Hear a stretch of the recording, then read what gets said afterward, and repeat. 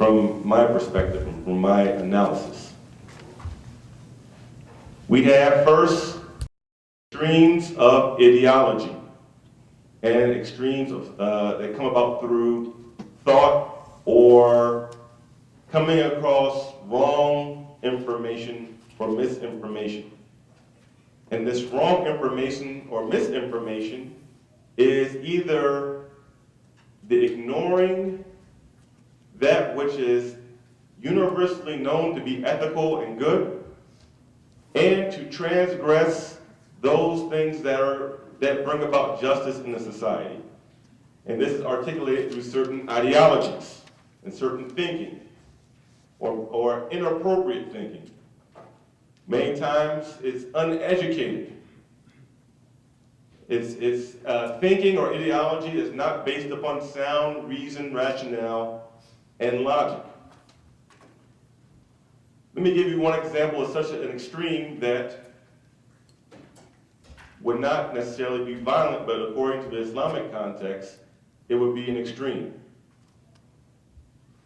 We have certain extremes in regards to social relationships, and one of the primary relationships that we Muslims believe that God made for us is the institution of marriage. And the institution of marriage, of course, it is to bring about, it produces or there's procreation through the institution of marriage, but there's also a type of tranquility and also a type of balance that is brought about through marriage, according to the principles of Islam. So one extreme is, according to Islamic theology, is to say that marriage isn't needed, okay? That a person can just have children, live with their boyfriend or their girlfriend, and do not engage themselves in the institution of marriage. To Muslims, this is an extreme because it takes the natural balance of society and it throws it off. And it leads to certain problems within the society over time if the institution of marriage is not respected or if it is not practiced. This is an extreme. Another extreme would be to take a vow of celibacy and say that, well, you know, women and men and the institution of marriage is evil, I don't need to get married, and these types of things, and that thinking that that's going to make me more holy or more pure if I stay away from the so-called evil flesh. According to Islam, this is also an extreme because we believe that God has placed into us innate natural urges, natural desires that are good when acted upon in the right manner. So either one of these, according to Islam, would be an extreme, and what would be taking the middle course, according to Islam, is heterosexual marriage. This is just one example, according to Islam. Now, let me get to the heart of the matter, what most of you probably thought you were coming here to hear about, which isn't about marriage, but the disease of terrorism and its different expressions. In Arabic, terrorism is called irhab. Irhab is terrorism. Unlawful warfare is hiraba. Hiraba, irhab, and hiraba. And the word jihad means struggle or exertion. Jihad means struggle or exertion. And there are certain rules towards jihad, but jihad is not the proper term to define terrorism. It is irhab. Jihad is a sacred concept within Islam, and is far away from the term irhab, which I will be discussing. Now, most terrorism that is committed in the world is not primarily, in this modern, or we can say postmodern time, has not been primarily driven by political or religious ideology. I'll repeat that. Most terrorism that has been perpetrated if you want to go back, let's say about 50 years. Most acts that would be falling under the term of terrorism are not driven by political or religious ideology.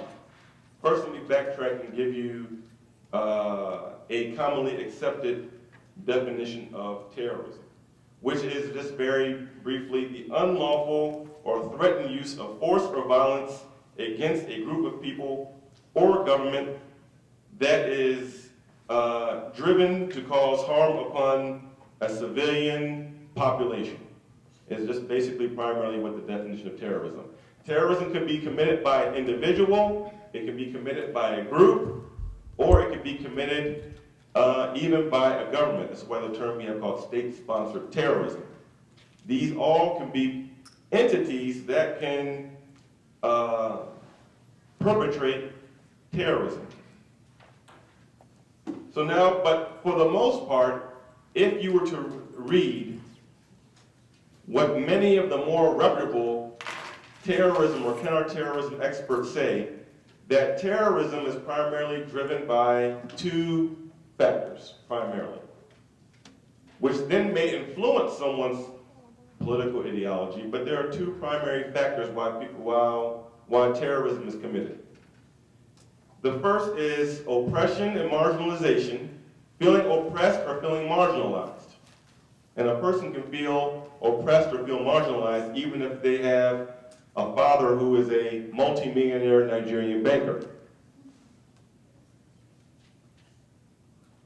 Osama bin Laden comes from a multi-millionaire family. But the feeling or the perception of being oppressed or marginalized, and then the second reason that is given by many counterterrorism experts is occupation. Oppression and marginalization and occupation. There is a book that's been written about this a couple of years ago by one of the more respected counterterrorism experts in this country named Dr. Robert Pape, P-A-P-E. He wrote a book called Dying to Win, The Strategic Logic of Suicide Terrorism. He started the first database tracking suicide bombings going from 1980 to 2005. And he factored in who the targets were, who were the people that perpetrated these acts. And he analyzed the socio-political conditions in which these people lived in, and then he based his analysis based upon this empirical data. He's the first person to have done this as a researcher. And this is what he came up with regarding his conclusions. Now, according to Islam and its teachings based upon the Quran and the prophetic traditions of Prophet Muhammad called Ahadith, what we call the modern day term of terrorism is strictly prohibited. And I will go through some of the verses in the Quran. First, in regards to those who are fighting oppression or marginalization, vigilantism is not permitted in Islam. Islam dictates law and order. Even when a person is defending themselves in what would be a legitimate jihad, they are only able to pick up arms basically under two circumstances or two conditions. One, if there is imminent danger. Let's say you are at your home, and this jihad, by the way, or these terms are applicable or fine for all people, not just the Muslim. The Quran was revealed and given the guidance for all people, not just for the Muslim. First, if someone, let's say someone's coming to your home for a breaking and entering or a home invasion, and they have a weapon. You have the right, according to Islam, to defend yourself and to defend your property by force. This is a right. And you don't need to get anyone's permission to do this. This is acceptable in the state of Michigan.